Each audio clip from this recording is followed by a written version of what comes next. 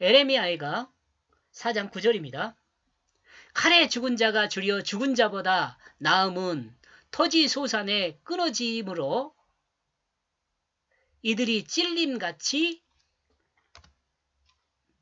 점점 쇠약해여 가미로다. 칼에 죽은 그들이 좋다. 굶주려 죽은 자들보다. 그들은 쇠약해지고 있다. 완전히 굶주리고 있다. 내 땅의 열매들로부터. 열매들. 굶주려 죽은 자들보다 칼에 죽은 자들이 좋다. 그들은 쇠약하여 완전히 굶주려 있다. 내 땅의 열매들로부터. 사람의 고통이 긴 시간을 통해 주어지는 것이 굶주려 죽는 것입니다. 그죠? 그러나 칼에 죽는 것은 그 고통의 시간이 짧죠. 비교할 수 없게 짧죠. 칼과 기근은 같은 어근을 갖고 있습니다. 기근은 칼이라는 말과 기근이란 말이 같아요. 같은 말에서 와요. 그러나 날카로운 칼에 찔리는 고통과 기근으로 속이 찔리는 고통은 동일하게 생각할 수 있습니다.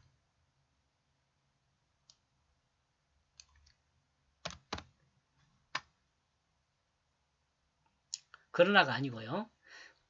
같아요. 날카로운 칼에 찔리는 고통과 기근으로 속이 찔리는 고통은 동일하게 생각할 수 있습니다. 그러나 기근으로 먹지 못하여 굶주림으로 배를 찔리는 고통은 경험해보지 않은 사람은 알 수가 없습니다. 저는 여기까지 경험은 해보지는 못했네요.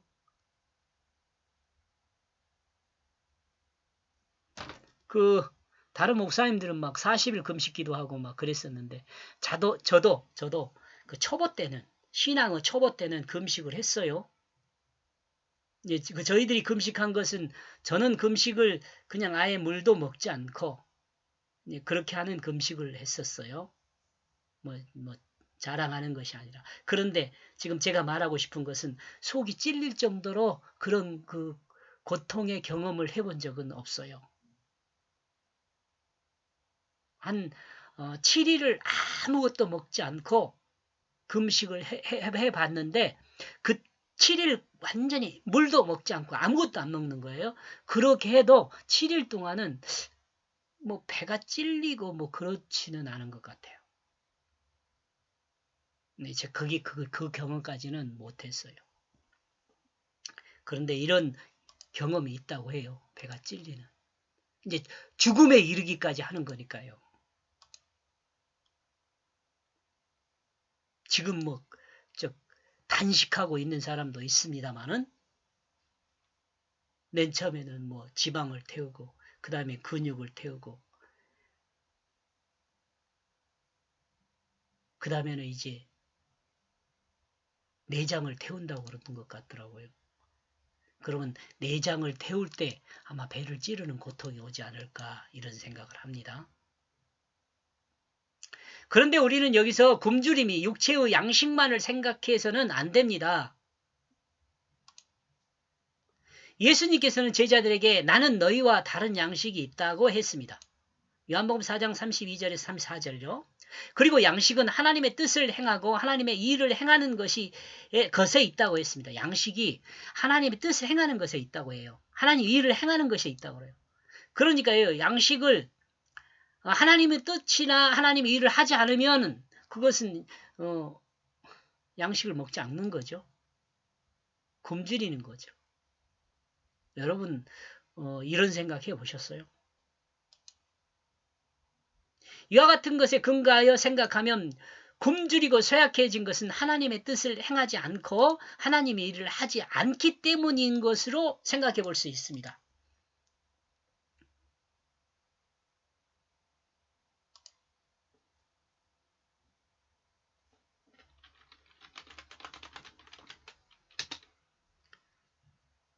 그리스도인이 굶주리고 쇠약해지는 것은 하나님의 뜻을 행하지 않고 하나님의 일을 하지 않기 때문일 수 있다는 거죠.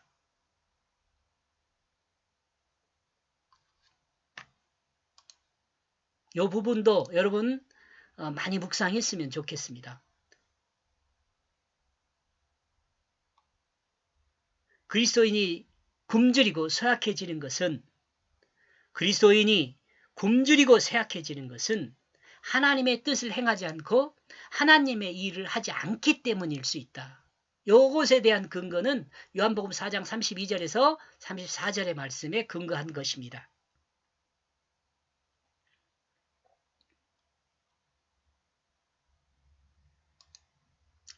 이는 하나님 나라에 하나님 말씀이 임하지 않기 때문이다.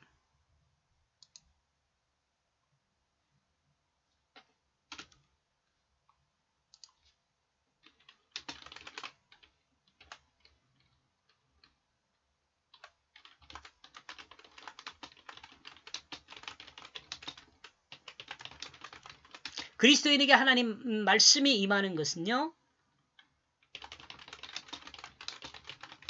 하나님의 뜻을 행하고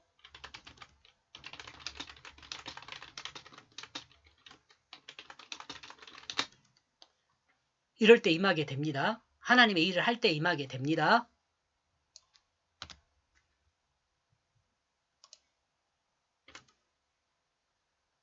여기까지 보겠습니다. 고맙습니다.